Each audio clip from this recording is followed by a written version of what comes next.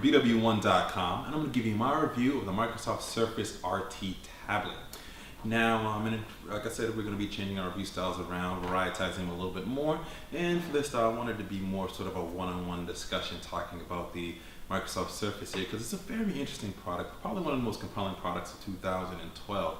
And as I was reviewing it, it really started to, my review of sort of my feelings on it really reminded me of how I kind of felt with the Blackberry Playbook. If you check out my Blackberry Playbook review, a lot of things I'm going to say very similar to what kind of how I feel about the Surface tablet. Now, I'm not saying that these products are exactly alike. You know, obviously they use different operating systems and stuff like that, and they're targeted toward different markets. But if you watch my Playbook review and then watch this review, you'll kind of understand what I'm saying there.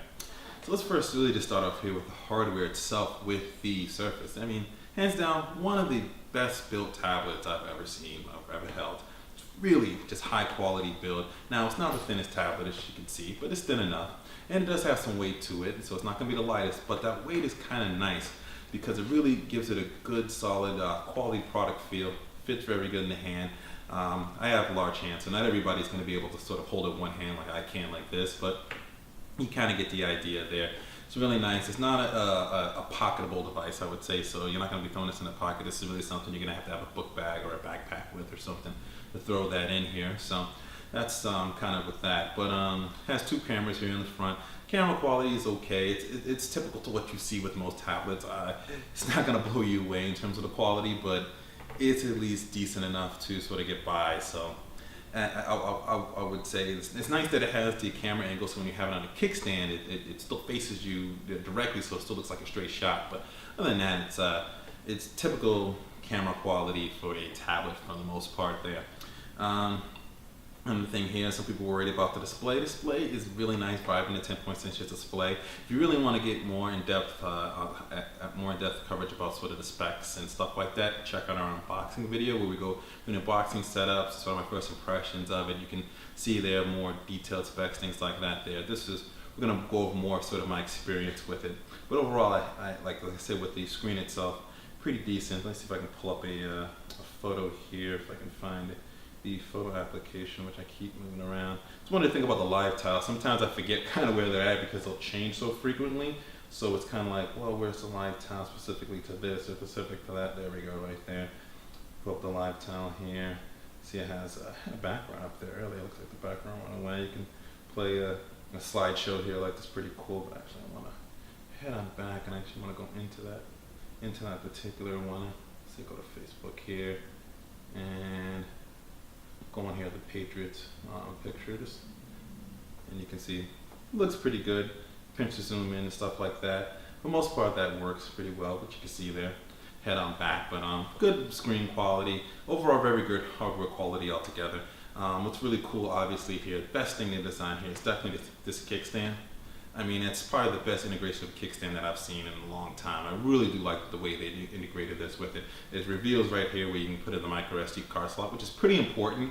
And I'm going to tell you why in a few, why the storage is kind of important there. But the kickstand, when it's integrated in just like that, awesome, great build. Have to give them a thumbs up for that. It's pretty cool there.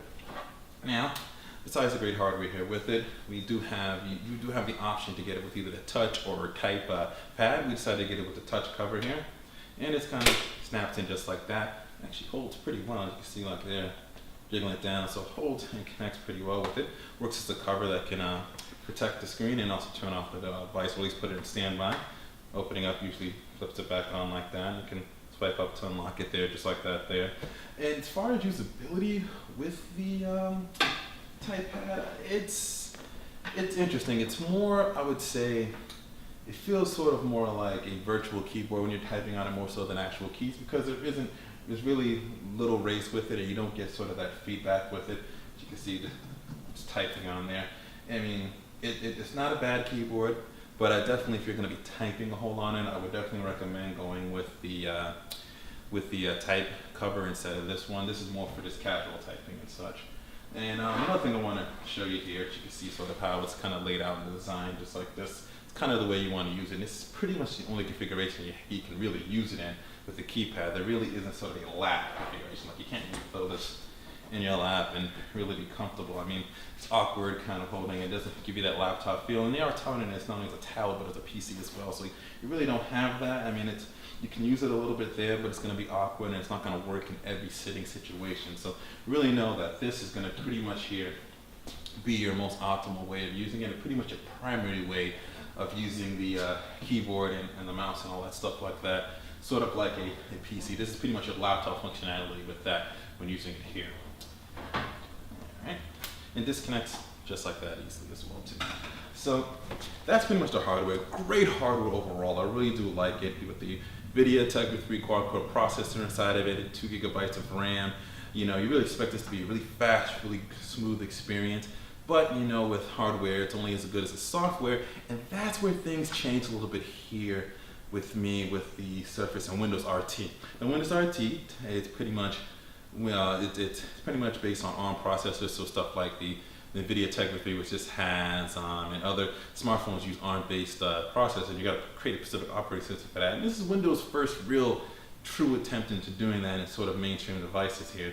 And it's kind of a mixed bag, I have to say. Now, it has the same, pretty much same look and feel of what you see in Windows 8. It's based on Windows 8, so, but this is Windows RT, but they're sort of promoting it as it's Windows 8 as well, so they're not really differentiating itself, and they're kind of confusing the market. And that's the same thing here with the OS. Well, it can be responsive here and there, for the most part when swiping through this, the modern UI interface, which is a really cool interface, by the way. Really like it. If you've used Windows Phone before, you're really gonna like this. One of the best experiences I've had on a sort of a mobile tablet device is really using these live tiles and really using this interface here. But you do get some lag here and there from time to time. Sometimes when you open up an app, it'll close out and then reopen again, maybe because the first load or is an update. But it's kind of a jarring experience. I've experienced that a couple times. Also with gaming as well too, frame rates will drop, and I'm going to show you that here in this game. So if you can resume, you can already kind of see it in here. Let's go ahead and checkbox. I was playing a little earlier. Let's go ahead. See if I can get out. There we go. So here's my score. Go ahead and hit back here. And I'll go ahead and you can kind of see, I don't know if you can see well here into the animation. Let's go up here a little bit. Animation is kind of slow. And swipe up there. There we go. And you can see the frame rates drop. It's just not the experience that you would expect here with a Tegra 3 based machine, especially when it comes to gaming. When you say Nvidia, you see Tegra, you expect gaming, you expect it to be really smooth and fast experience. And I found that to me, on most Tegra 3 based things, it's just not the case. So I'm wondering if it's more of a software than a hardware thing, but you're gonna see some lag here and there. Also, another thing here is you can see it got intensive, it started to lag up a little bit. Another thing in here that's also a jarring experience is this desktop. There's just really no point of this actually existing inside of here.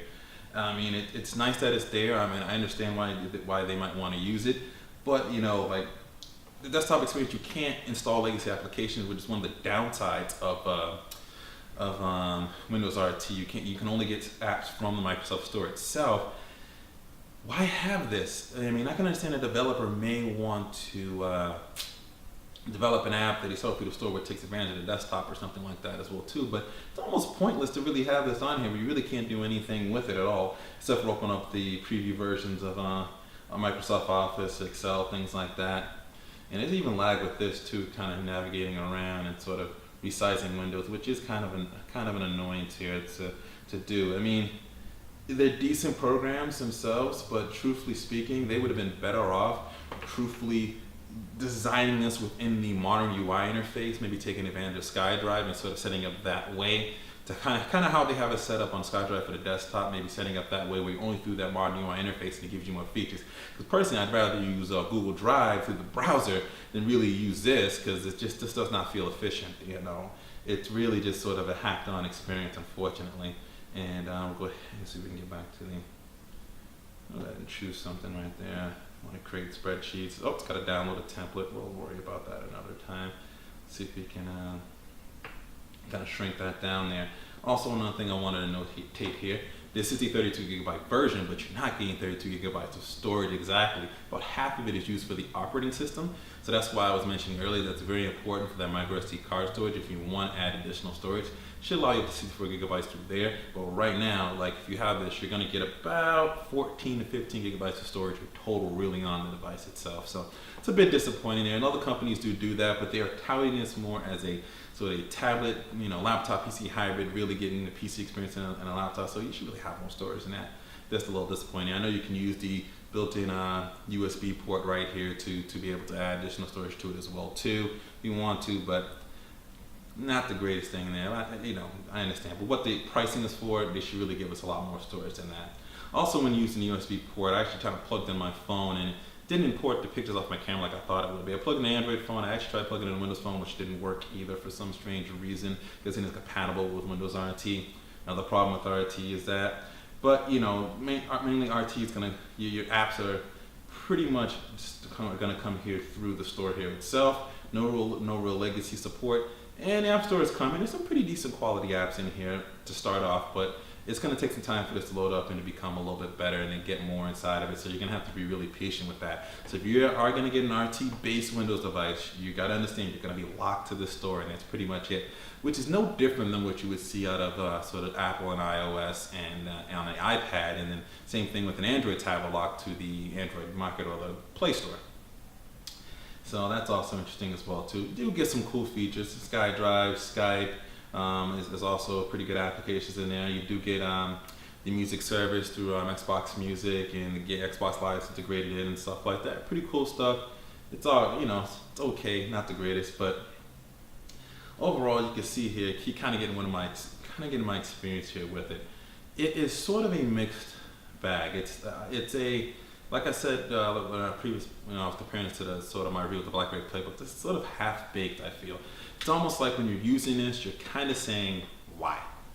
Why did they make an RT version realistically when they really can't, you really can't take advantage of things that you want to take advantage of in Windows. When you say Windows, you're expecting full-featured platform, be able to use legacy and apps, one computer that's going to allow you to do both tablet and PC-like experience. So really with this, it's an okay tablet experience.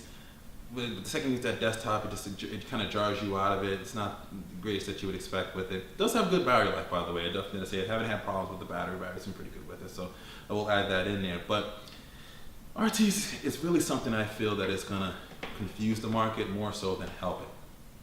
Microsoft's basically touting this as the first device out with the new version of Windows, and they're kind of pushing it as that the Surface Pro is going to come a little bit later.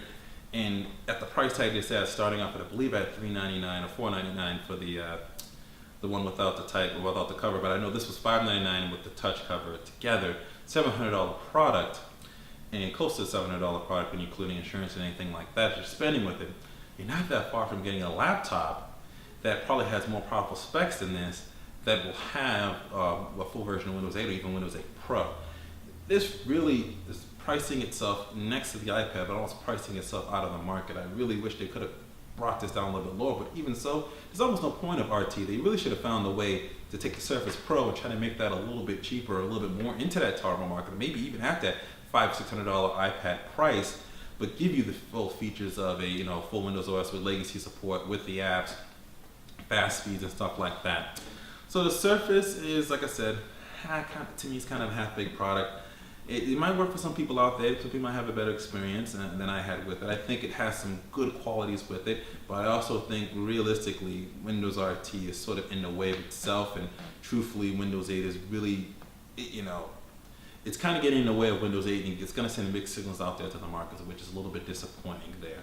But overall, good hardware build, nice features, okay software, but not where you really expect it to be for the price range that it's at. I'd definitely recommend you looking at something that has full version of Windows 8 in it, or the Surface Pro when that comes out, which isn't going to be in this $500-600 category, but just for that few $100, I shouldn't say few $100 more, even though it's a little bit more, it's going to be worth saving to just get a better experience that you're going to get with the Surface Pro if you really want to get a Microsoft Surface-based product here. So this is BWOne from BWOne.com giving you my review, a really one-on-one discussion review here with the Microsoft Surface. If you want more detailed specs and stuff like that, we handle that in our unboxing, so definitely check out that video. Also subscribe to our YouTube page, follow us on Twitter, and all other social networks. The link is in the description. Share your thoughts below here as well in the comments. Also share it at BWOne.com. The link is in the description. And always remember to live your tech world in high definition.